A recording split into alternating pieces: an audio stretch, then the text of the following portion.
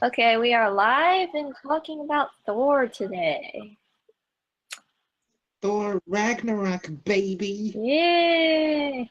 Anyway, general thoughts. I thought it was good. It's not as good as like Guardians of the Galaxy, like everyone's making out to be, but I thought it was pretty good. We'll get more into that as it goes on. I guess Malik. Malik, it's to get it right, dang it. I know. I get lazy. Wow, she actually pronounced it right for the first time today. Um, no, it's fine. It's fine. As far as my thoughts on this movie go, I saw it today. Yeah, I thought it was.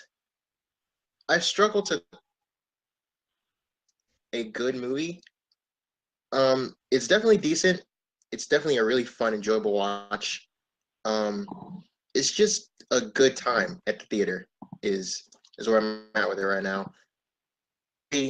Better than the first two just on entertainment value alone.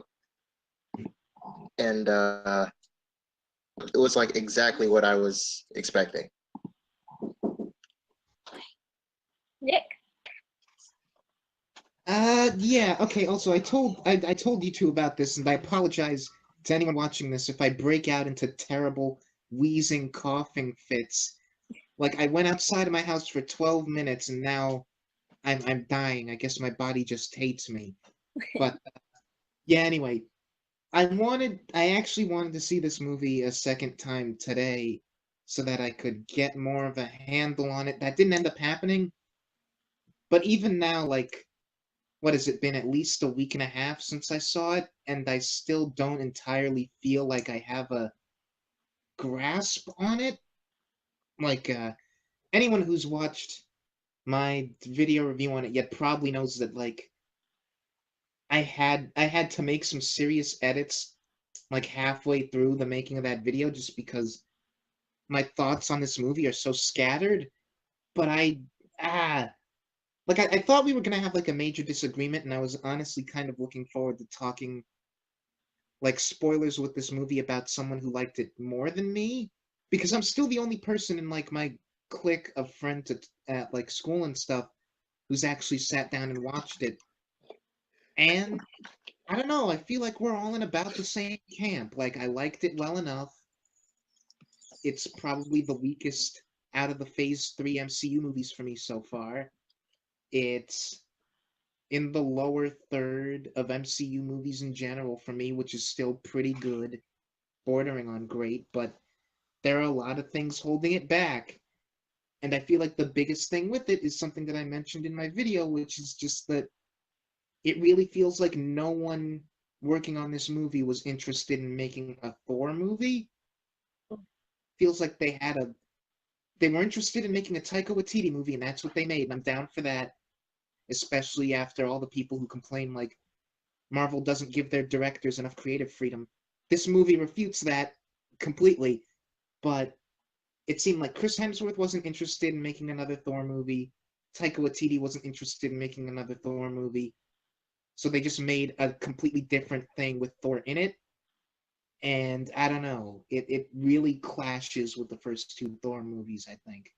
Yeah, especially considering that the end of the last movie, it pretty much they set everything up for the third movie with Loki and everything, and then they just kind of abandoned all of it in the first 5 minutes. Yeah. And it's like it's not like I love the first two Thor movies either. I like ranked all of them, and those two were like in my bottom three out of the whole franchise. But just because those movies I felt were kind of lackluster doesn't mean completely junk all of the plot elements and make the third movie completely separate. I felt like they could Yeah. have built on those. If I can interject, Yeah, go ahead, I'm done. I think it's interesting that yeah, they Marvel really let the director and the creative team with this one. With the first two Thor movies, I think. Well, this is why they wanted to make something radically different, right? As you said in your list, you put the first two Thor movies kind of in the bottom people are big on Thor, at least his solo movies. People like him in the Avengers, but no one's really clamoring for Thor. Yeah, they're pretty mediocre. And so I see why they wanted to take a radically different approach with the third movie. And like you said, the first like 5 to 10 minutes is spent redoing, throwing away everything that the first 2 Thor movies set up, basically. Like Loki taking over the throne, that's thrown away in like the first 5 minutes and played off as a joke. And my biggest issue with this movie is lands. A lot of it does, and a lot of it is funny, but there's also a good bit of it that doesn't really work. There were bits in the theater where theater was silent, and it was pretty sizable considering how long this movie's been out in theaters. With the crowd I saw it with, there were jokes that just didn't really hit. Almost every dramatic beat in this movie is undermined with comedy that either does or doesn't work. And so that's really distracting, and I felt like that was the main thing dragging the movie down. Yeah, and like I made a this which that I don't think it has anything to do with the amount of jokes, because people are reacting to the movie the exact same way that they did to Guardians back in 2014, where it's like, no, this is the first Marvel movie that's complete comedy. And it's like people had that reaction to the first Guardians film, and I guess we all just conveniently forgot about that in time for this movie, because no, now this is the one that's the first complete comedy. I don't feel like the ratio, the number of jokes is really all that higher in this movie than in either of the Guardians movies or in Ant-Man. No. It just feels more jokey and radical just because this is so radically different than what we've been doing with the first 2 movies. Yeah, that's basically. It's because this is a Thor movie, and yeah, like I was keeping an eye out as I was watching the movie for like how many dramatic beats go by without being undermined by a joke, like you said, and there are a lot of them, but I can't think of at least 3 off the top of my head that don't get undermined by jokes, or at least spaced out with like far away from any jokes. And those are all 3 scenes that I think that we're going to talk about in depth, so I won't like list them now. But yeah, there were a couple of dramatic scenes that were just allowed to be dramatic. But I have when a we get question to the for you very guys. end and what is it? I'm sorry, Nick. I didn't mean to cut you off. Oh no, I was just gonna mention the very end. Like I feel like the biggest, like this didn't need to be a joke scene, was the destruction of Asgard at the very end. That was the one Yeah, moment. it's like we're supposed to feel bad about that. Guy is like, yeah, we can totally rebuild this because the main foundation is still there. We can still rebuild the city. And then we see like just get obliterated. He's like, oh, never mind. Yeah, and it's like, I get it. He doesn't know what Ragnarok is. He doesn't understand that the point is that Asgard is completely destroyed. But like even given that explanation, why is that line in there? Like we can still use the foundations. No, you can't. Like even the setup for that joke undermines the entire dramatic purpose of that plot point before you even get to the punchline. There are 2 big questions I want to ask you guys. The first is, how do you feel about how they handled Hulk talking? Like actually having some kind of form of limited speech throughout this movie? Because that was the one big thing that I honestly didn't know how I felt about. Well, I felt fine about it. I thought it was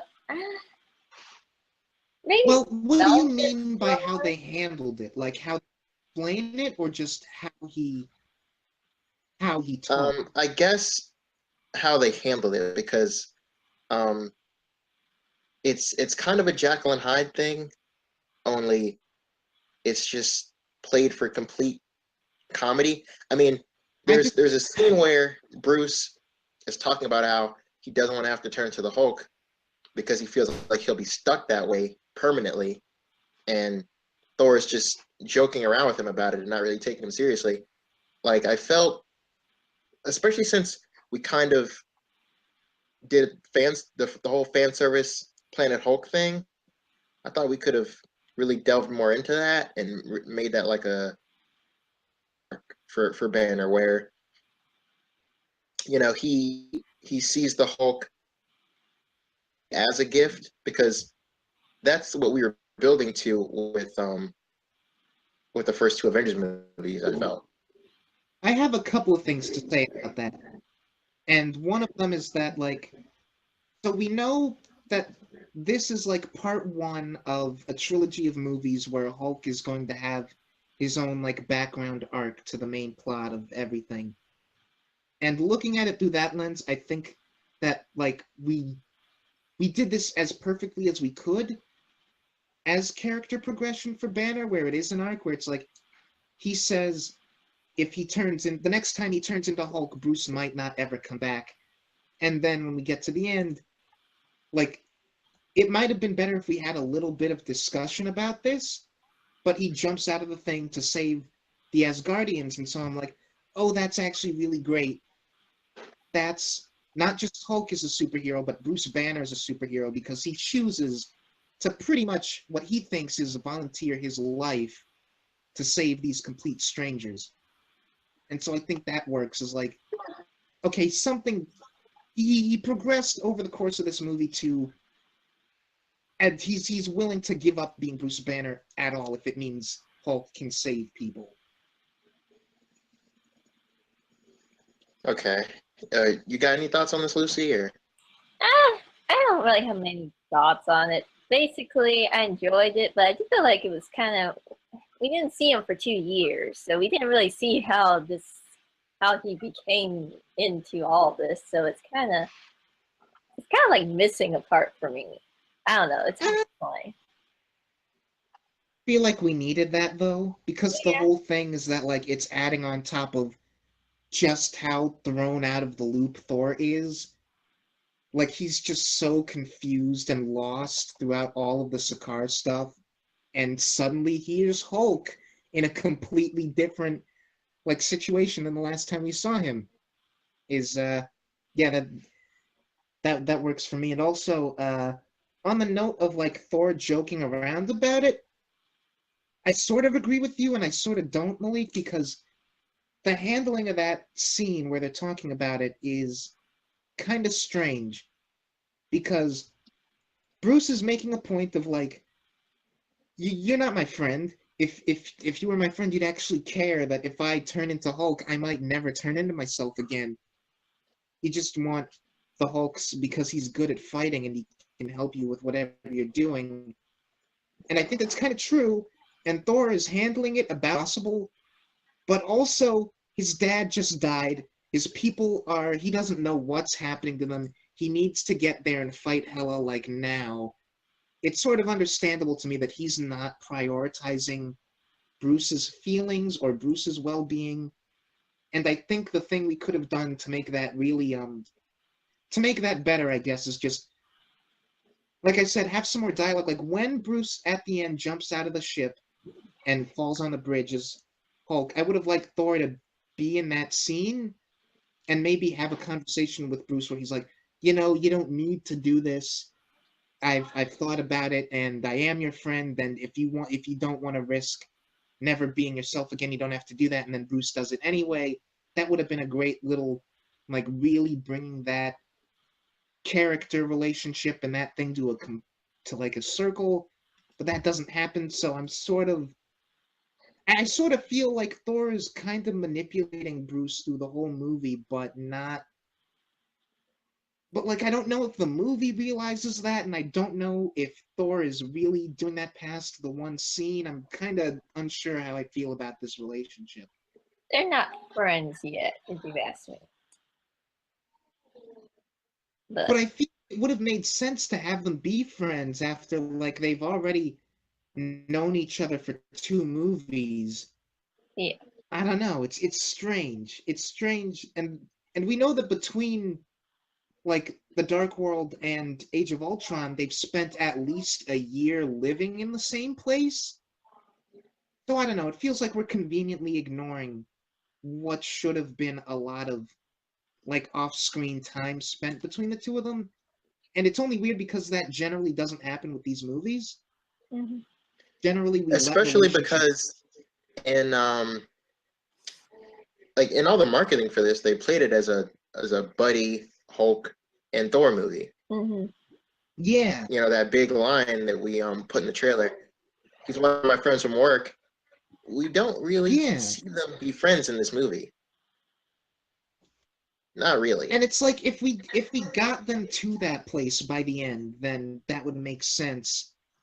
But we don't, and so I'm kind of not sure what the point of regressing it was. Because all the other movies let relationships grow between movies. Like all of the Avengers are clearly more friends at the beginning of Age of Ultron than they were at the end of Avengers. This is the only time I feel like we've either regressed or we've just put a pause on a relationship between two characters, and I'm like, I get it. Thor's got a lot going on, and he's not good enough friends with Bruce to be like to like put Bruce over his own issues right now, but I don't know, do something It kind of I stuck really in make that enjoyed. a point, and it feels like it's just kind of throwaway. Mhm. Yeah, to throw out like a few more positives though, I really liked I uh guess. as Hella. I thought she was incredible. Um, This is Oh, the part oh, where you, I disagree with you me. don't agree at all? Well, just I thought she had presence. I don't think they did enough with her, but I thought she was perfect for this role. I don't think they gave her as much as she could have gotten. She literally could have been Loki in Avengers, Ultron in Age of Ultron. She could have been on that level as a oh wait, villain. about Helena, you I pretty much feel the same way. It's like her presence is there, but they don't give her enough to do, so it feels a little lacking. you guys froze for like a solid minute. So we're talking about Hela now. Yes, about Remember, I Oh had man, similar. we both. What did basically sum it up. We like Hella, we like her presence, but she needed more to do. Yeah, Saying like she could have been like Loki from Avengers, Ultron from Age of Ultron. She could have been on that level. That actress is fantastic, and she could have if they gave her more to do. Mm-hmm. yeah, I was really looking forward to her. And I have another point to make about Hulk, but I'll get back to that later. But as far as Hela goes, Kate Blanchett is great. The costume is amazing, Oh but yeah, fantastic. it and I really hope she's not dead so that we can bring her back and maybe do more interesting things with her. But it's what's the best way to put it? Because it's just like given the story that they decided to tell, with Thor is going to spend a lot of the movie on a completely different place from Asgard. It wouldn't really add anything to sort of like have Hela show up in the Sakaar plotline. But without that, we're just sort of having her wait around for Thor to show up. And I don't know, that's something that we do with the villains sometimes, especially like in early comic book movies where it's just like the villain will be in one place and the hero, like, they won't really have any sort of interaction until the hero gets to them, and then they like take them down. But here it felt like she just doesn't have a lot to do. Like she's just sort of waiting for Thor to show up. And fighting people the entire And movie. Mm-hmm. and like how interesting Hela is as a character depends entirely on how much like credence you're willing to give to the imperialism subtext that everyone's picking up on, because some people think that that's like clear as day all over the movie, and some people are like that's it doesn't mean anything, or people are reading into it too deep. And I'm not sure where I stand on that. I think it's there, but do they really do anything with it? Well, as far as Whole Hela with as idea a of character like goes, Guardians as a colonialist culture, and like how that reflects on Odin and all that stuff.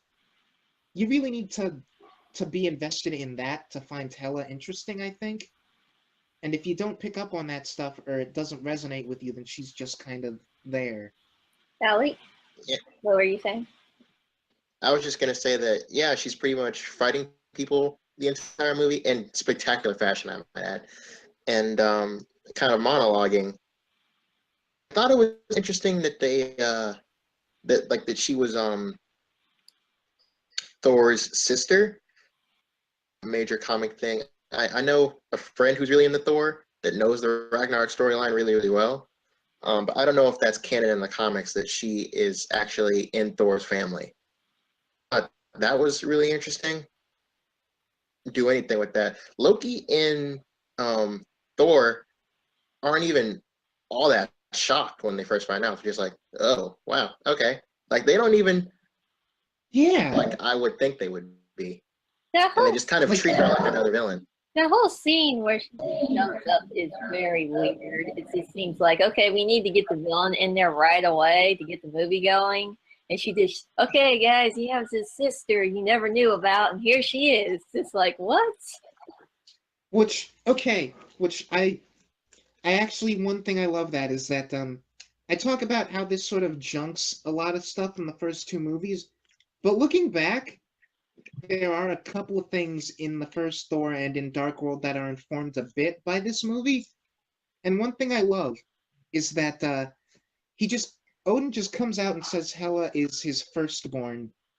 And watching the first Thor like a couple of days ago, there's a moment when like right near the beginning when he's about to crown Thor during his ceremony or whatever, he calls Thor his firstborn and he like hesitates for a good couple of seconds. It's like my firstborn. It's like, oh, that's suddenly something I can read into now. If that was intentional, then okay, that's awesome. But I'm not sure they ever thought she was going to be part There's of it. there's no there's 0% chance that was intentional, but Okay. that's like something great about having a connected universe is now you can read into that one acting choice on Anthony Hopkins' part. Yes, you can read into things that never meant to be that way now. But anyway, but yeah, I'm pretty sure Same. this was like we thought of her for this movie, and like when they made the second movie, they weren't even planning to have her in this movie. Yeah, and like in Dark World, there's the whole thing where like the only conflict with Thor and Odin in that movie is like Odin is kind of a warmonger and maybe a little bit crazy and is completely willing to sacrifice however many Asgardians as he needs to so he can be on the warpath. And that fits with like the picture we get of him in this movie. So I don't know, I feel like Ragnarok maybe clarifies a little bit of what type of guy Odin is supposed to be, but I'm still not really entirely sure if the movies know what they did with him. Malik, you got anything to add? I wanted to talk about the post-credit scenes really quick Okay. because I kind of hate both of them. Oh wow, okay. Let's get into this. Okay, I'll to be talk honest. about I'll be honest. I don't remember the second. What was the second one? the second one is just who's like the leader of that Elseworlds that Thor's on for most of the movie. It's just him getting out of his ship after he failed to Yeah, it's just escape. the And like, Grandmaster goofing off and being weird and funny. But the It was first pretty lame. yeah. I actually prefer that first one, just because Jeff Goldblum just goofing off is fun to me. And the other one, what was it? Oh, the ship shows up. Yeah, that made me livid in the theater. Why? Because I know that okay, I've seen a leaked trailer. Not kind I have to spoil that to make my point. Yeah. Right, potential Infinity War spoiler also if you haven't seen the leaked trailer. Yeah, if you haven't seen the leaked trailer for Avengers Infinity War, spoiler alert, because I'm about to spoil it. So in the opening of that trailer, Thor floating around in space, and he lands on the Guardians of the Galaxy ship, and they pull him in, and he's freaking out and all just like freaked out. Mhm. And when I saw that ship, I'm thinking, I'm going to actually get a post-credit scene for Avengers 3. And then, like, we see the ship, but they're not going to show Thanos because Avengers 3 is actually going to be the big, epic, kind of serious movie that we've been building towards. And this was just a comedy. And I guess it felt off to throw in a big, epic, serious post-credit scene.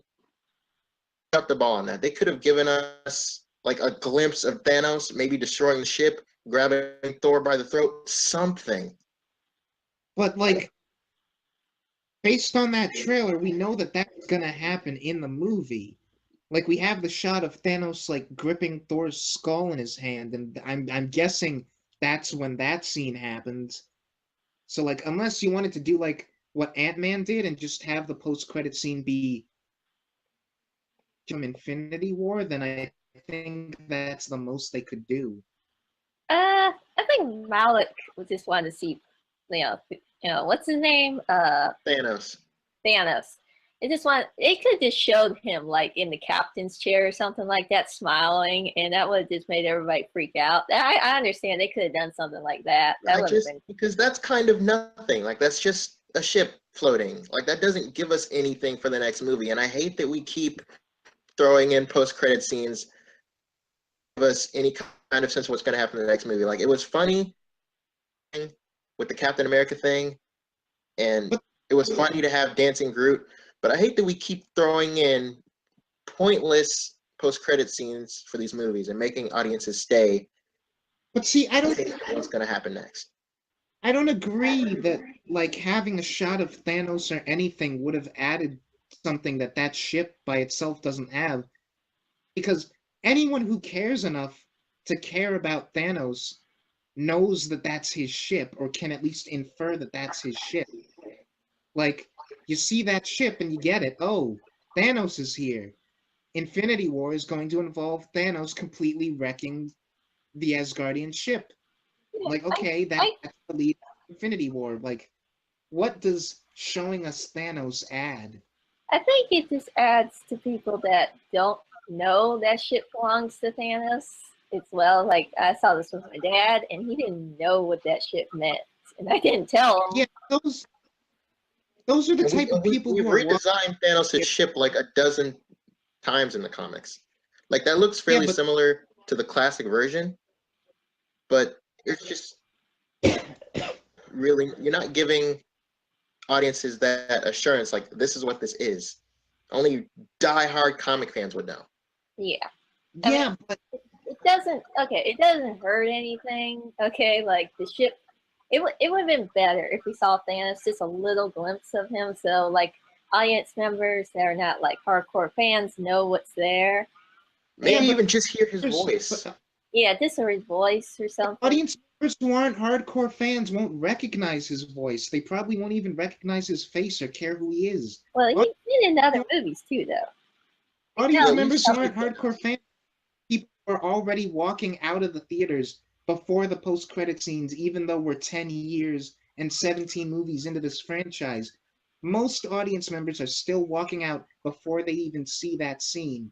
So I'll have to disagree with that, because nearly my entire theater stayed for both post-credit scenes for Thor, and it was 70-year-olds. There was like a really like two really old couples there, and they both stayed for credits. Like, you don't have to be just like a super fan of the movies. Like, a lot of audiences stay for the credits. Yeah, but then are those just the type of people who would stay for the credits in any movie? I doubt, because like usually every time I go to a Marvel movie here in Virginia, I'll hear people whispering like, I think Nick froze. I didn't catch any of what you guys just said. Oh, I'm basically saying that every time that I see a movie here in Virginia and it's a Marvel movie, it stays, and you'll hear people whispering like, why are those people leaving? Don't they know that there's post-credit scenes at the end of Marvel movies? Yeah.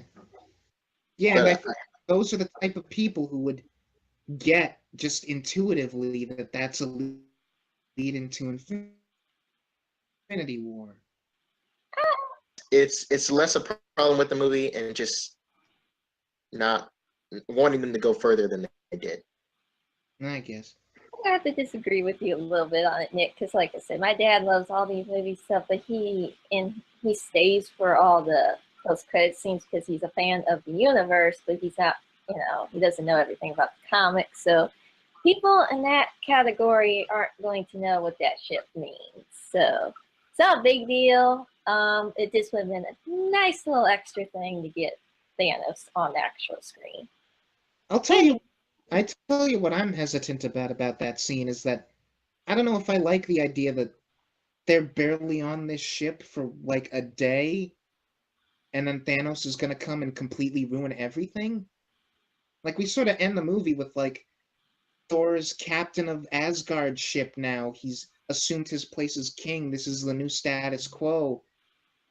And before the movie's even really over, we get the implication that nope, that's done. Here's Thanos. This is gonna get shattered in the next time we see these guys. Wouldn't it be really impactful for Thor if, like, Thanos, when he wrecks that ship, like, literally kills all the Asgardians and he and Loki are the only ones left?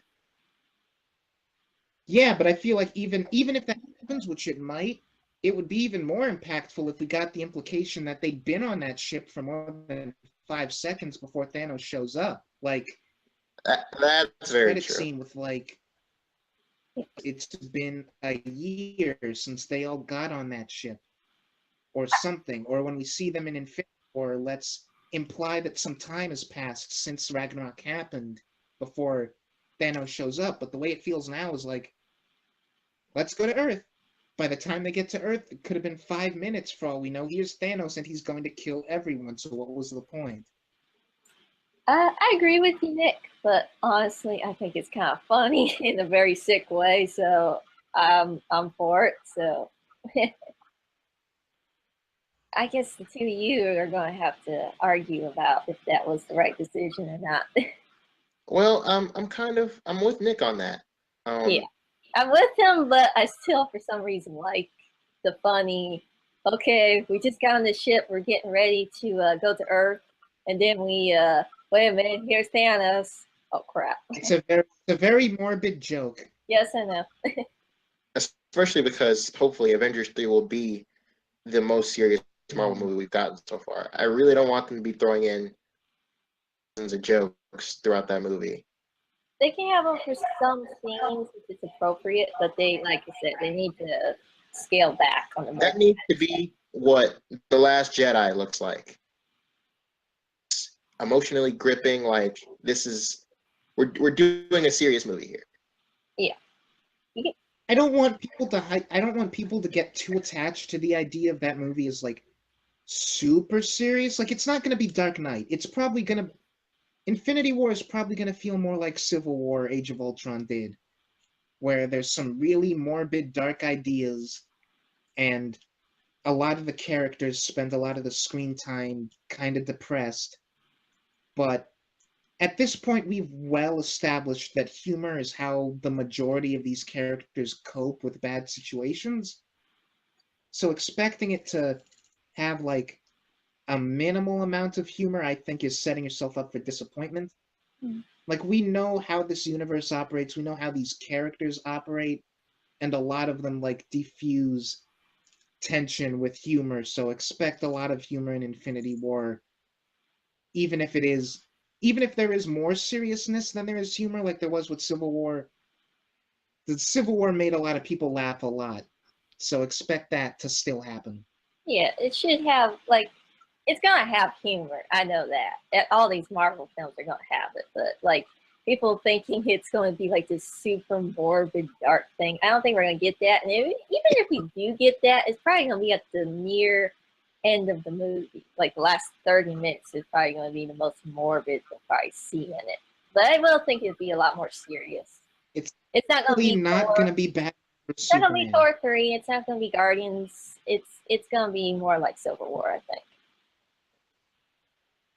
which I'm down for. Yeah, I want to talk about the nitpicky stuff just to get that out of the way. Like just a little nitpick stuff. Okay. Okay. I think not Thor. I'm sorry, I don't know why I said Thor. Hulk looked more fit. I mean, you guys know how I feel about complaining about CGI. I usually can't stand that, but for this movie, for me, the CGI stuck out more to me with Hulk than it ever has. I felt like he looked more fake in this movie than any of the other movies. But it kind of bothered me, especially when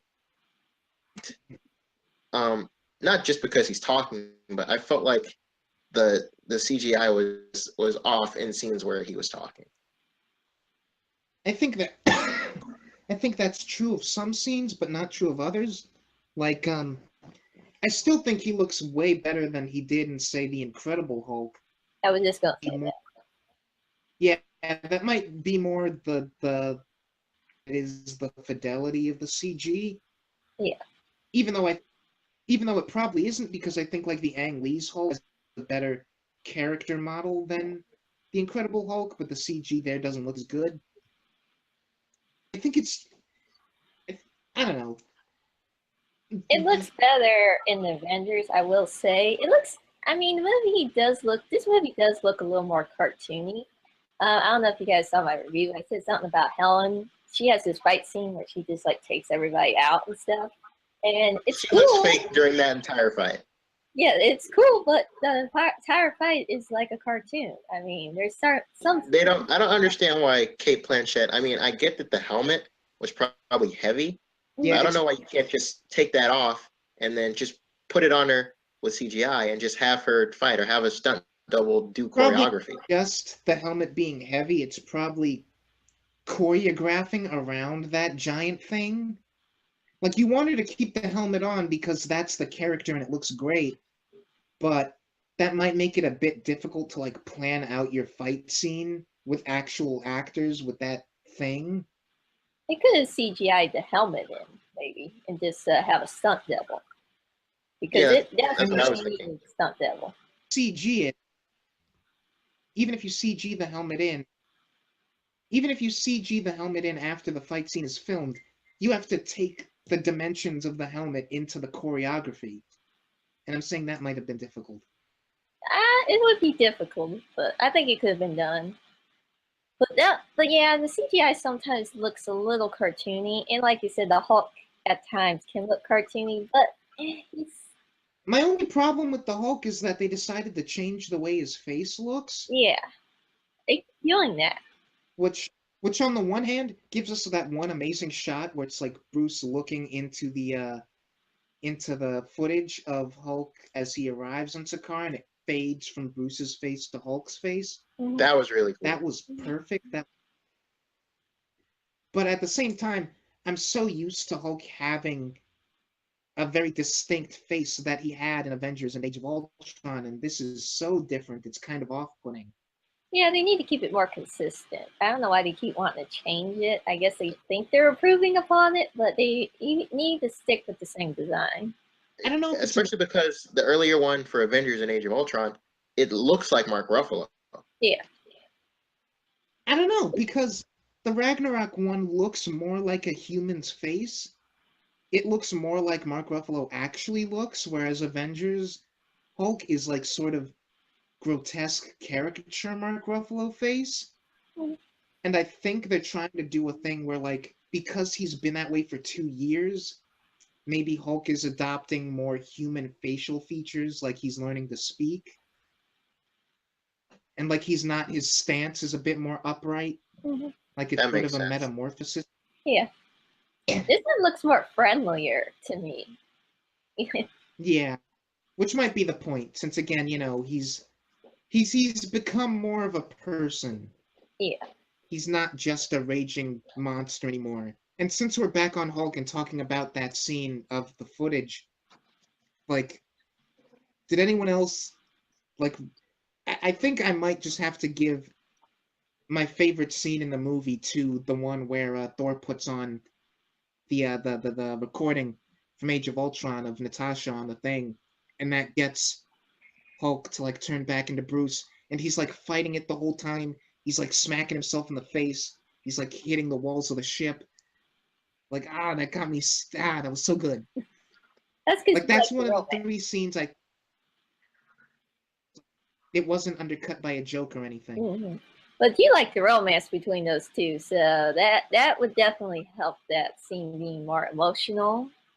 It did, Yeah, When you say I like that but scene. even taking that, Malik, I was just saying, I like that scene. I do wish that Thor wasn't constantly repeating Natasha's lines from Age of Ultron. yeah, Comical and not in a good way, where he was just it's constantly repeating like Natasha's lullaby to get Bruce to calm down and change back. it's funny when he tries it during their fight and it doesn't work. But then when he keeps doing it, it's sort of like, okay, Thor, you got to understand at this point that it's not working. Thor's not very bright. Like, I think it works for bother him. me, but it's not something that. I know they don't need it, but Thor's not very smart. Okay, just go with it. I didn't hear what you. Oh, you didn't hear me? I said Thor's not very bright. Just go with it. It takes him a while to catch on. Well, he's brighter in this movie than he ever has been, I think. Probably, but he's still kind of a dumbass. Yeah, but like when we get to the scene with him and Loki in the elevator, like that whole conversation is pretty much Thor playing Loki at his own game, and I feel Yeah, that was kind of cool. like my friend and I were having a conversation about like she felt like it was weird that when Loki says it's probably best if we never see each other again, and Thor agrees with him, that Loki looks like so visibly put off. Like she imagined he'd play his emotions closer to the chest. I think the reason he looks so, I think he's just caught off guard. Like he's so used to being able to verbally like run circles around Thor and get Thor to say whatever he wants. I think Loki was like building that conversation expecting that Thor would like fight him on that point, and then when Thor doesn't, he's completely caught off guard and doesn't know how to handle it. Yeah, I can see that. And also, I still think Loki wants to be part of it at some level. You know? Yeah, of course. Like he says it's probably best if we never see each other again. And Thor says, yeah, that's what you always wanted, right? And he's just got this face. It's like, no. he's like the troll you can't get rid of, you know? Part of me wonders about that because yet again, Loki betrays him, send him back to the Grandmaster, and Thor has to think ahead of him. Mm-hmm. Yeah. I think you guys are right, but I wonder about that because Loki's still set in his ways and he's still mischievous. Like I'm wondering how much of that is, oh, I'm the god of mischief. This is just who I am. Like I have to constantly betray people and I can never be truly good. Like what is it? Does he actually want Thor's approval and in his embrace as a brother, or is that not really worth anything to him? I have a hard time with that. I think I he's think stuck in the middle personally. Like he wants to be kind of part of the gang, but he's still any opportunity to betray them, he will take it. That's I think counterintuitive. Yes, I know. It's like they're trying to play it both ways because they want him to still be the villain, but they still want him to be part of everything because he's a popular character. I don't know if they want him to be the villain anymore though, because he hasn't been the villain since Avengers. Well, they want And I him think to the have thing that, like, oh, snake in the grass. Okay, he's still kind of evil, kind of thing going on, kind of like Spike, you know. Yeah, but I think for Loki it's more tragic because it is counterintuitive, and he does want both. He does want Thor's approval. This whole thing for him since the first Thor movie has been about getting Thor and Odin's approval, and yet he still just can't resist messing with things. Yeah. Like he let the frost giants into Thor's coronation at the beginning of that movie just to mess with them. Got no reason to do that other than it's funny. Yes. And yet at the same he just wants Odin to look at him like a son, and he just wants Thor to look at him like an equal. And he's constantly self-sabotaging, and that's what's kind of sad about it. Is that not a movie goes by where he's not get in and yet still slamming the door on himself just for shits and giggles. And yeah, I think that's what's fascinating about the character and the way that this movie ends. He and Thor are finally kind of like where they've always wanted to be, and yet we know he took the Tesseract and is probably the reason that Thanos shows up. Yes, So I was once just gonna again, say that. once again, Loki wants to be part of the family, but he just can't because he just can't stop himself. Yep. Bring up. Can't believe we haven't talked about this yet, but I got to make sure I bring it up. Doctor Strange's cameo. I liked it. Yeah, I like it as well. Nick, are you against it? I have mixed feelings about it. I really like it from the standpoint of I love Doctor Strange as a movie and We kind of use him as a plot device, right? Mm-hmm. He's nothing but a plot device. Pretty much. Like I love the character, and it was great seeing him again. And I'm glad that he has an appearance between his movie and Infinity War. And Benedict Cumberbatch is clearly having fun with it, but he's just there to get them from point A to point B. He serves no purpose beyond Odin's in a place, get them to the Odin place. And it's like, I'm okay with it. Hearing him talk. I'm okay with it because it was entertaining. That's all. You know what's especially confusing is, okay, so Taika Waititi has talked about this in interviews, how originally that scene with Odin wasn't in Norway, it was just in New York. Like Loki never lost that's what we saw in the trailer, was Thor's hammer getting destroyed, and that whole confrontation happened in an alleyway. Yeah, and they were like, no, we have to redo this because this setting isn't appropriate for like Odin's death. There's like people walking around, they're just in the middle of a street, this isn't right, let's make it somewhere a bit more majestic and peaceful. But my question is, before that change happened, and we know that that change happened pretty late, before that happened, what was Doctor Strange's role? Because we know he was going to be in Ragnarok before that scene was changed. So, what happened? So he shows up and literally just teleports them to a different spot in New York that they could have either flown to or teleported there themselves. That might have been it. And then I guess pretty stupid. The reshoot I guess they had to reshoot Benedict Cumberbatch giving a line about Norway, but then that doesn't sound worth it. So, like, before that happened? Well, we know that regardless of that, his cameo was still always going to be in the Sanctorum where it is. Like, what he says and the lines are obviously different, but it was still going to take place in that same location. Yeah. Mm. So, honestly, it probably worked out less stupid. So. Yeah. But it's a shame just because, like, I love Doctor Strange so much, and I wanted him to actually be, like, a part of this movie. Like, and I know that, we know because of the leaked trailer and, like, screenshots and stuff that he and Bruce are going to be, like, in proximity with each other come Infinity War. I would have loved to, like, have them spend some screen time together and establish that relationship before that movie. And, like, why not have Doctor Strange be, like, part of the Revengers? Why not let it be Bruce and Thor and Loki and Valkyrie and Doctor Strange?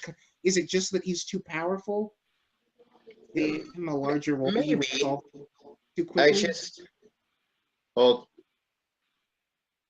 But I also think it's the movie. I'm not going to say it's crowded. Considerable, amount of new characters, and Valkyrie, I'm sorry, I feel like is one of the biggest wastes in terms of new characters. Like, takes Thor, and there's really nothing to her aside from drinking all the time and kind of not caring about anything until she arbitrarily does at the end of the movie and decides to help them. Well, it's not it's toward the middle, and I don't think it's arbitrary because like I don't think she's as great a character as a lot of people are making out, but I think there's more to her than you're letting on. Sorry. Where it's like the reason that she doesn't care about anything and the reason that she drinks so much and that she's so abrasive to Thor is that she really hates Asgard and she hates Odin for like the because of what happened with Hela. Like she lost all of her like friends and who, according to interviews, was her lover, even though there's no evidence in the movie to suggest that because of like fighting in the name of Odin and Asgard, who it's his own fault that Hela is around in the first place. And I feel like she's just completely disenfranchised with all of that. And I think when Loki gives her that vision, which is number 2 in the list of dramatic moments that are allowed to play out without any jokes, is that whole flashback. I think that awakens a thing in her where she's like, this is what happened the last time Hela showed up. I went through all of this. I can't just let Asgard suffer at her hands. Maybe Thor has a point. Hela's back. I have to do something. And so that no one else suffers what I suffered. And so that's what I read into that. So I think that's there. Yeah, you're right. You're right about that. Right about things. I don't see. I mean, yeah, I feel like Doctor Strange could have had a bigger part in this movie. I don't know if I would have wanted him on the quote unquote Avengers fighting with Hela. Like, I feel like that's too cosmic is the right word because, we've done Guardians twice and, we've done the Thor movies before that. So I don't know if he would have actually added anything. I don't know if he would have actually added anything to the plot. I just feel like it's such a missed opportunity because I love that character so much and just keep him around. Just let him stick around. You just want another Doctor Strange movie. Just say it. Nah, I mean, yes, I do. But if I can have half or a quarter of a Doctor Strange movie and a Thor movie, I'll take that too. Okay. I guess they could have more in there. I liked his little cameo. I thought it was fun, but I guess they're trying to save him for like the next Avenger movie. That we got rid of Jane. And Jane, his love interest from the first movie. That was bad. I'm not sure how I feel about how we did it, just because it seems like it's another, like the way that we talk about Jane. It's just a fun throwaway line. Yeah, and the way that we just, over the course of one scene, we just solve the whole Loki pretending to be Odin thing, and in like 2 scenes, we get rid of all the Warriors 3. All of that to me is like why I say it doesn't feel like anyone felt like they wanted to make another Thor movie. They just they devoted the whole first act to these are all the things we have left behind from the first 2 movies. We don't want to deal with any of them, so let's just completely get rid of them and not capitalize on them at all. And I'm not sure what we could have done with Jane because she's such a boring nothing of a character. But it feels really weird to me that that's the way they decided to handle it. It's just one line. Well, I get that because that's been, even people who like the Thor movies, she's been like the biggest complaint from everyone across the board is she's just like, she and Thor together like nails on a chalkboard. They're arguably the worst couple in superhero movies. Yeah, and a relationship like Peter and Gwen from the Amazing Spider-Man movies, which is, in my opinion, one of the best. Andrew Garfield and Emma Stone, right? And then a complete 180 with Thor and Jane. Like it's awful to watch. Yes. Or even just Pepper and Tony. Yeah. We sort of wrote Pepper out with not a throwaway line, of dialogue in 4. And but at least that plays into like a story thing, and that's like we care about Pepper and Tony's relationship, so that's used to inform the character. With Jane, it's just we have to talk about where she is or no one's going to shut up about it. And like, there are too many examples of how Tumblr is a complete bubble that's like completely cartoned off from the rest of the world and the rest of like society mentally.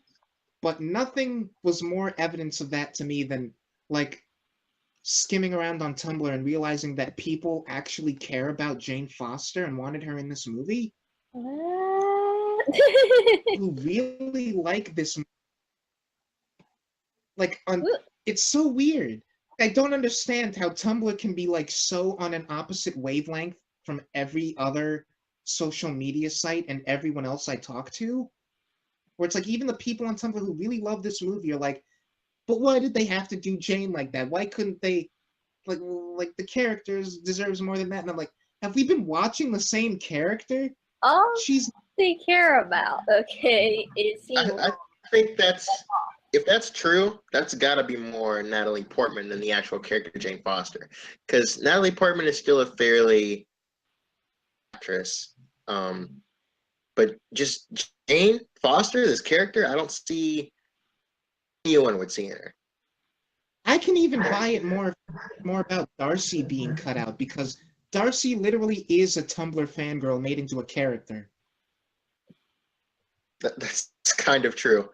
Look at you, all muscly and everything. Yeah. Her like trademark line that was in like every single piece of promotional material for Dark World. This is going on Facebook. Smile. God. But yeah, it was a genuine shock to me to realize that there was any section of this fan base that was really invested in the character of Jane Foster. Well, I didn't know that either until you told me, so now I'm going to have to go look it up because, wow. Tumblr is pretty far out there, I guess. Something else I gotta throw out. This movie looks beautiful.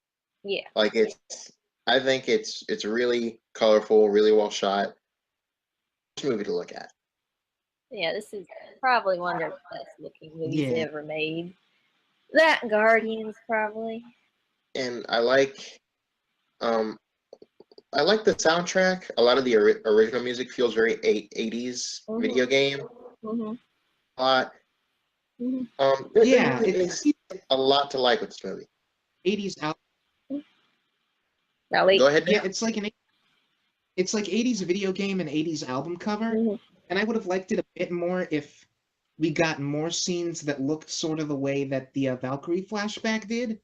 Like, I like having that scene have a really distinct look, like, apart from the rest of the movie, but, like, seeing so much of that scene in the trailers made me want more of, like Metallica, like, hot warrior women in armor, like, on these friggin' Pegasi, while Hela's got, like, the giant antlers, and it's all sort of, like, apocalyptic, like a Greek painting. Heavy metal. Yeah. Yeah, like heavy metal Greek painting. They should. And like I would have wanted that aesthetic throughout the movie. They should have at least a 10-minute scene of that, at least.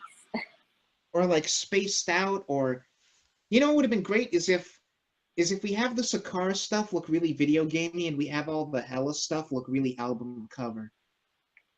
That would have been great if when we're with Jeff Goldblum and all the Sakara, like we sort of have that have its own aesthetic that's completely separate from the Hela and the Surtur, where we let that just be grungy and sort of like I can rock out to this, you know? Like we got that for a scene and I wanted more. Well, Yeah. we'll take 2 scenes when we play the Led Zeppelin over lightening everybody up, and it's great. Yeah, I like that. I liked a lot of the action in this movie. I think all the action scenes are solid. The action and the music is pretty solid. But I love the soundtrack. For sure. I love thing though. You guys can let me know if they address this at all. I don't really feel like they did really make much sense to me, but you guys can correct me if I'm wrong. So Hela can grab Thor's hammer and destroy it because she's the bad guy of the movie and they want that to happen, or do we actually have a logical reason for that? Okay, it doesn't actually make sense given that like see on the mural that she like breaks when she's talking about all the bad stuff, like the atrocities that she and Odin committed together and how he likes to cover it up. Which I thought was a really good visual metaphor, by the way, if we're reading into like the imperialism, colonialism angle, where he literally paves over his atrocities with this pretend image of peace and good feelings throughout the Nine Realms. But yeah, she breaks that, and under it is her and Odin like conquering stuff, and she's holding Mjolnir. So I think what they want us to think is that because Mjolnir was originally made for her, she can hold it and do stuff. But it doesn't really make sense because since she's been gone, Odin put the enchantment on it, and we have no reason to believe that the enchantment has changed. So just because Hela could lift it before doesn't really mean she should be able to lift it now because she's not worthy. Yeah. Exactly. She's so powerful though that she can just like. It's not a question of power though. It's literally about being worthy. Like in like Avengers Age of Ultron scene. Mhm. Oh, I'm sorry. No one can lift it. Yeah, no one can lift it.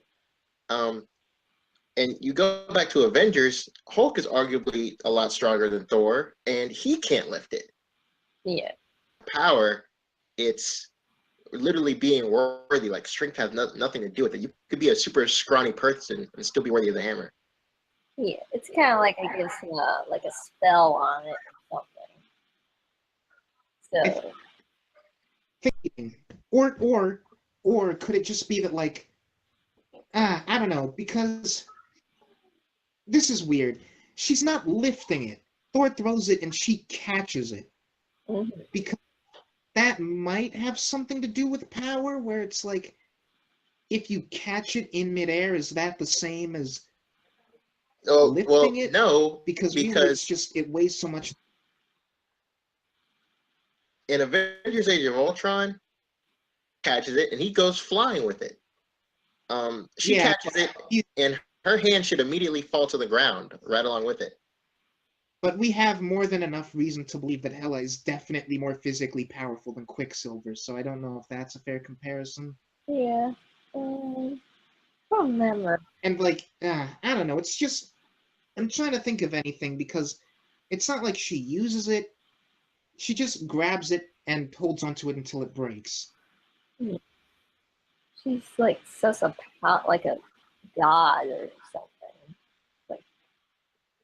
Oh, true, but we don't really play. I'm sorry. No, go ahead. Yeah, you go first. We don't really play here like it's something that can be broken by other gods. Like Zeus says, I'm not Zeus, I'm sorry, I don't know why I said Zeus. Odin's like, yes, I made this, it's for you. But, you know, we don't get any kind of indication that it can be broken by another god. Any other god can just break the hammer whenever they choose. Might be a problem. Like, I was really hoping that these movies wouldn't fall into the trap that the comics do of just, like, not caring about the rules of the hammer. Like, I remember years ago reading a line, and he just, like, he grabs onto the top half of the hammer while Thor is still holding onto, like, the handle and just jumps, and he's able to carry both of them off. He's like, I'm not lifting it, I'm just holding onto it and jumping while you're also still lifting it, and it's like, the hammer just works however. I want to see him play the movie now. I want to see that. I'm talking about who I think could and should be Red Hulk in these movies, but that's a story for another time. But it's, I don't know. We haven't talked any about Jeff Goldblum as the Grandmaster. So what did you guys think of him outside of not liking his last end credit scene? I don't think he has much of a presence, but I liked him. I mean, I don't have anything negative to say about him. For me personally, I know there are a lot of Jeff Goldblum fans out there. I felt like this could have been a role literally played by anyone. Probably. I'm not But we with that. like him, so it makes it better. I didn't hate him. I didn't love him. He just felt like a pretty disposable, weird character to me. Yeah, like I mean, he could be played by anyone in the sense that literally you could give any character's dialogue to any actor and have it feel about the same, or not have it feel the same, but have it make as much sense. But I don't know. I feel like he added something to that. And like I'm not a Jeff Goldblum fan on the level of like Doug and Rob Walker, whose love for this movie pretty much comes completely down to him, I think. They just love Jeff Goldblum's brand of weirdness so much. But I don't have that, but I think he was great. He was hilarious. Yeah, the character, the part they play in the movie, it's not that important. It doesn't really make anything, but the way he plays it is what makes it funny and memorable. Like something that never failed to make me laugh. Like it made me laugh even though I'd seen it 1,000 times in clips leading up to the movie, is when it's just the one little delivery where he's talking to Loki about like Thor, and he's just like, "Hey, Sparkles!" Like the way he says it just always makes me laugh. It's like when he's talking about, "I gotta get you back to Ass Place." He's like, "Hey, Sparkles!" I don't know. It's hilarious to me. He's trolling And like, why are you giving me the melty stick? He just interrupted me. It's not like it's a major offense. Yeah, like his like lieutenant lady or whatever was just gonna hand him the melting stick to kill that guy just for interrupting him. He's like, Yeah, "What? No, I'm not gonna do that." Like, I'm not a dictator here. What's wrong with you? it's like we had a problem with slaves. It's like I hate the S words. Like right, the prisoners with jobs. He's like, yeah, I guess that's better. And like Yes, that he level, adds he some also charm to the feeds, character. and on that level, he also feeds into like the colonialism stuff.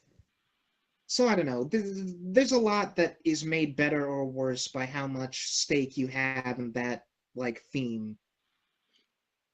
I think Chris Hemsworth is he's finally getting to let loose a little bit. I haven't talked about him at all. Yeah, we played him pretty I mean, I liked his arc that he had in his first movie, and I've liked him in both Avengers. In Dark World we play him pretty solid, I feel. Chris is literally just getting to have fun with the role. Got more personality in this one. I'm sort of torn on how I feel about it because like I liked his characterization in the previous movies. I agree with people that of the core Avengers, he's the least interesting. But I don't think that's because he was written poorly or performed poorly. I think that's because everyone else is so great. I think that's because you have to put him next to Mark Ruffalo and Robert Downey Jr. and Chris Evans and Scarlett Johansson, and they're all like it's not that Thor is being written poorly, it's that everyone else is being written better. And I don't know, it's just I was kind of hesitant going into Ragnarok just because the trailers made it seem like we were going so far from like how he was previously characterized. And it's not like he was a complete bore before. Like he had his charm. He had a lot of funny moments, especially in Age of Ultron and Avengers. But like I wasn't down with him turning into a buffoon. Yeah, Which he is feels what it like a seemed like. cartoon version of himself in this movie. Yeah, and I'm not sure That's how much not of that. entirely a bad thing, but it does kind of play to the comedy thing. I mean, undermining dramatic moments with comedy that I've been saying. Because again, how much of that is he's just in a weird mental place throughout this movie? he's not like that for the first 15 or so minutes. He doesn't turn into that sort of cartoon version of himself until he meets Doctor Strange.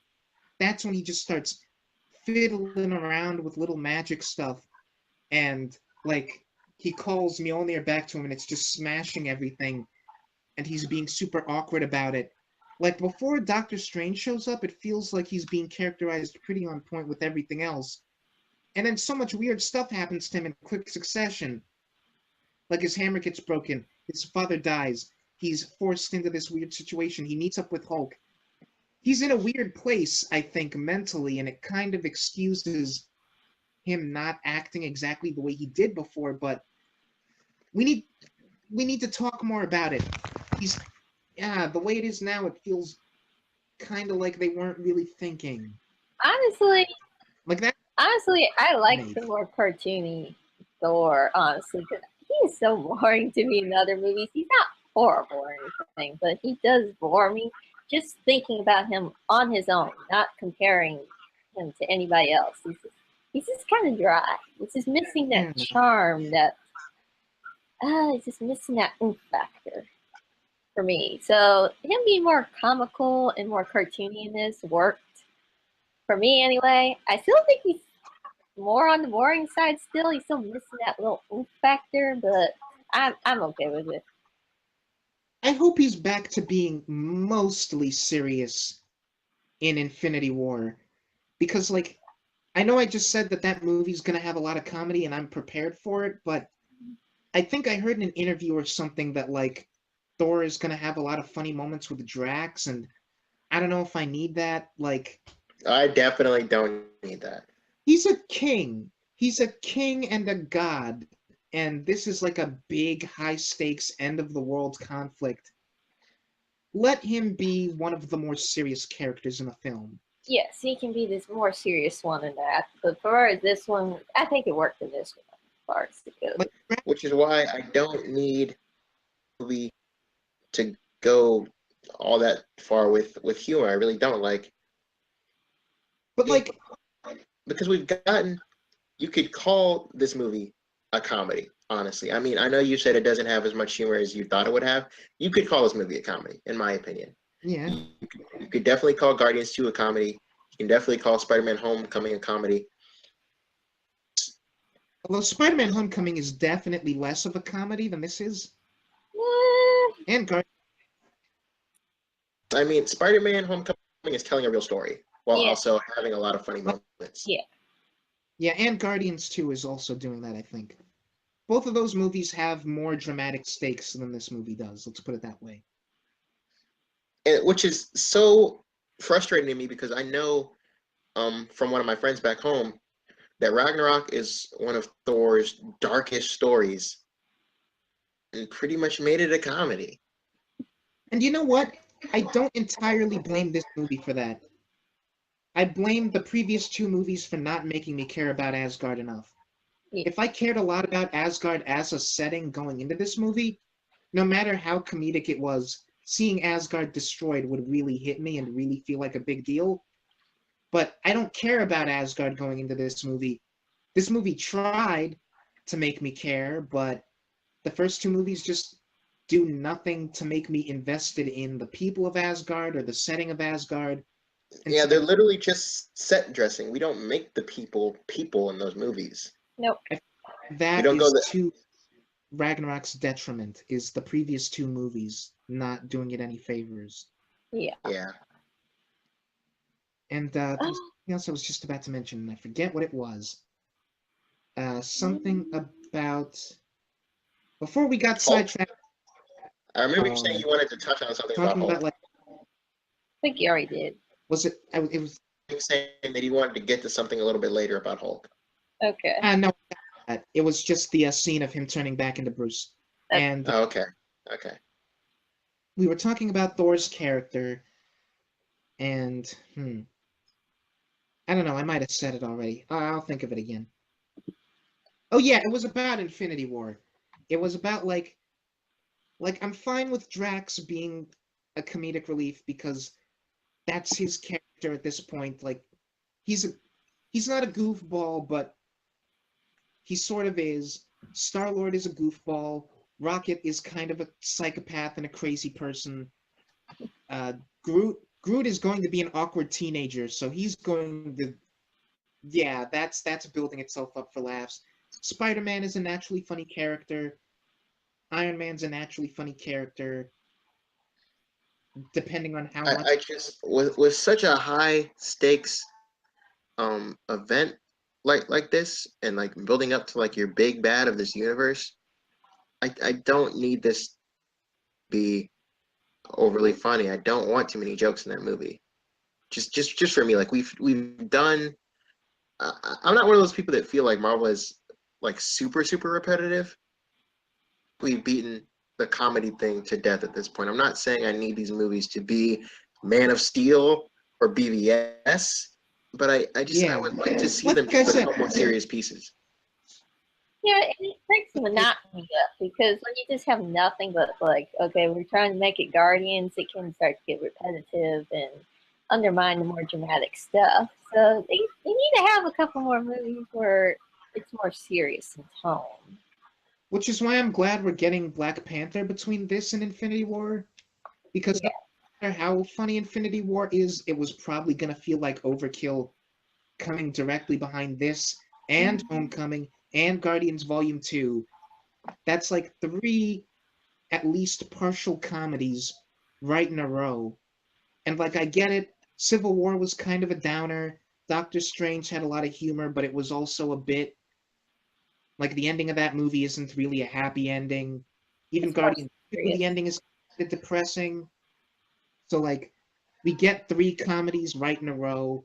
Black Panther is probably going to be like what really sets off that tone. But like, yeah, we're going to have Black Panther in Infinity War, and we're going to have Black Widow and Steve Rogers, and like what I'm looking forward to in Infinity War is having it be half and half. Have half the cast be really like focused on the stakes, and like have the other cast also be like invested in the conflict but also like funny. Thor be in the former half than the latter half, and I'm not sure if that's what they're gonna do based on this movie. Yeah, to quote one of my favorite, Logan, I kind of share the same sentiment that people have, where it's like I'm kind of sick of being told to laugh every time I go to a Marvel movie. Not that, I mean, because a lot of the humor works, but just with Infinity War, I'm like, I don't want you to be feeding me jokes throughout that movie. I really hope that Infinity War and Black Panther are. I want Black Panther to be the least funny of these, like out of all of them. Not be what happens, but given that character, I think it's appropriate if his movie is the least funny out of all 18 of them.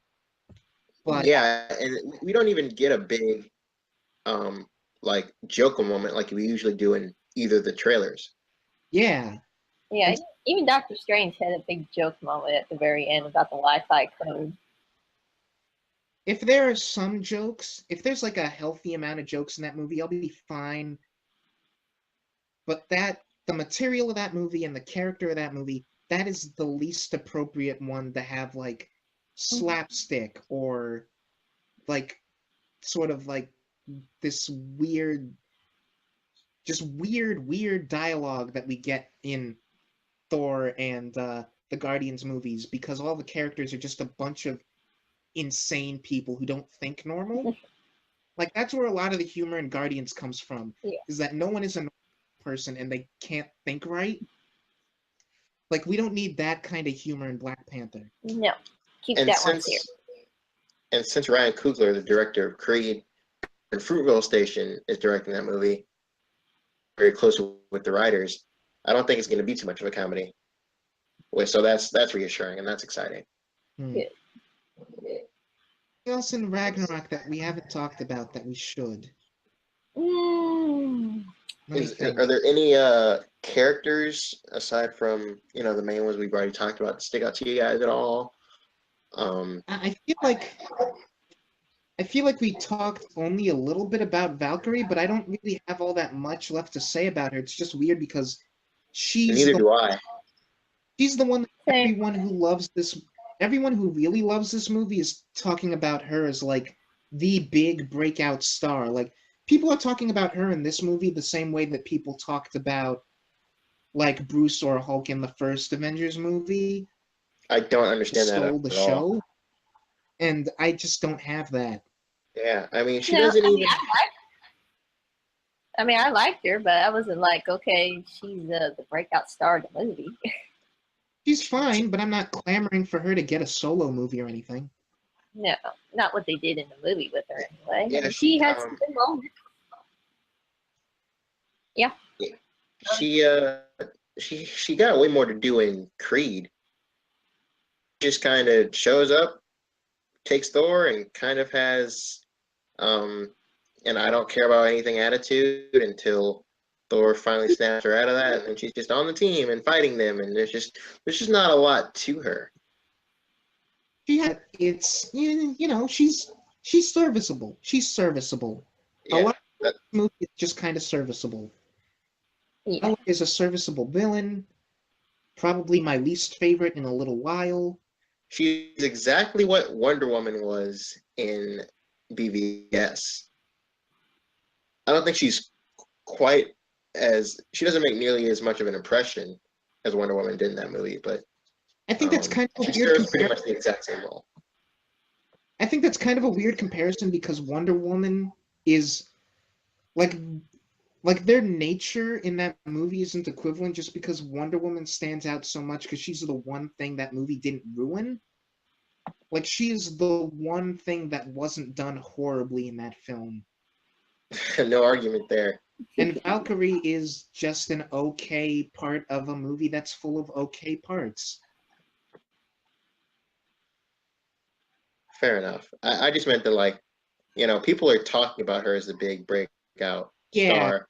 Now it's pretty much the exact same thing for I guess you're Gal right. Gadot's Wonder Woman. Yeah. And there's not a breakout star moment in this. I liked her. But that's it. I mean, The one thing that I was going to talk about, but I didn't get the chance to, was the musical score. I really like the work that Mark Mothersbaugh did on this score. I'm not someone who's like in the big group of people that says that all of the MCU scores are generally unmemorable.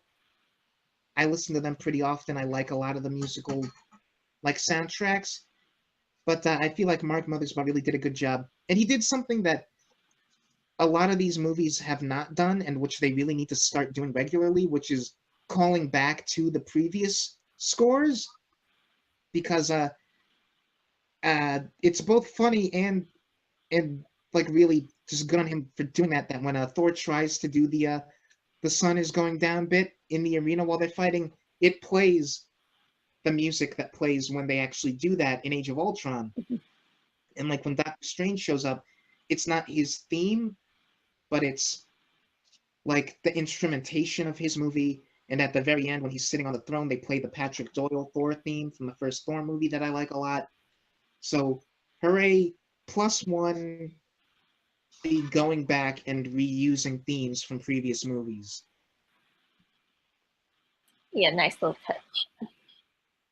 Yeah, I really liked all the music in this movie. Yeah. Kind of we're talking about, but it. I think we're doing better in general with music for these movies now. Seeing this, seeing Justice League. I think the last superhero movie I saw before that was honestly Homecoming. So I do think we're building to better, more memorable tracks for these movies. I am gonna have to disagree with you about Justice League because I haven't seen that movie yet, but I've listened to the soundtrack independently. I can remember like none of it. Like that also has callbacks to previous movies, but they're not movies in that universe, so it's really inappropriate. And anything that isn't a callback is sort of just really generic to me. So But far, that is a conversation. I'm not disagreeing with you on that. Kind of good music. I just kind of meant that one song they used in the beginning of the movie. Callback songs. I mean, well, callback themes from other stuff. Everything else, all the original music they made was kind of average. I think on the whole that score is really lackluster. But that's a conversation for another time when we talk about Justice League, which I have not seen yet. Same here. So Okay. okay, I think that's it. Yeah. Yeah, so do I. I think we had a really long, in-depth discussion, and this was a lot of fun. Yeah. Yep. Like I said in my own video, it feels weird to be like in the minority on an MCU movie, not liking it as much as everyone else. I'm used to being in the minority of liking some of these movies more than most people do, but being on the opposite end of the spectrum feels strange to me. Mally, And like I've any? been talking about how this. I'm sorry. It's okay. Just go ahead. Oh no, go ahead, Nick. I was just gonna say, this whole year I've been talking about how this year has been the best one on record for superhero movies, and how that would be true even if Thor and Justice League didn't work as well for me. But it's weird that that continues to be true for other people, and like the button that the year ends on for me is sort of like, no, I guess it is still true that this is the best year for superhero movies, but I would have liked that to be true of these two movies the same way it is for everyone else. You can't. Yeah. You can't like them all. You can't win I them all. like everything we've gotten with Phase 3, the exception of Guardians 2.